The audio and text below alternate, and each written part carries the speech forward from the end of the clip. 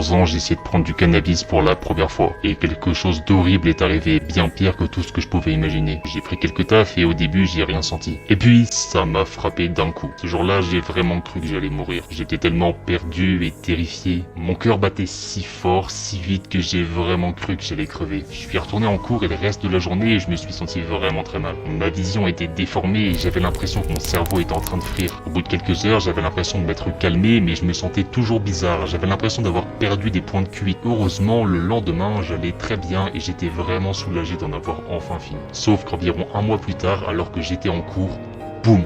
Ça m'a frappé à nouveau. La même sensation que lors de mon premier trip. Sauf que cette fois c'était pire parce que j'avais pas d'explication, pas de mobile. J'étais persuadé de devenir fou, fallait absolument que je sorte de la salle. Alors j'ai demandé à la prof de sortir de la salle mais elle m'a dit d'attendre la fin du cours. Sale pute. Je me souviens être resté planté là, persuadé que j'allais péter un câble. Et puis en un instant, tout avait changé. Les gens, les sons, la distance, le temps, je ne comprenais absolument plus rien de ce qui se passait. Je ne savais même plus si moi-même j'existais encore. Alors j'en ai parlé à mes parents, mais ils comprenaient pas ce qui m'arrivait. Pendant 3 mois interminables, j'ai eu l'impression de m'observer moi-même de l'extérieur. J'avais l'impression d'avoir plus aucun lien avec le monde qui m'entourait. Je faisais des crises de panique chez moi comme à l'école, et ça plusieurs fois par jour. C'est de loin la pire chose qui me soit jamais arrivée. J'en suis arrivé à un point où j'ai essayé de me...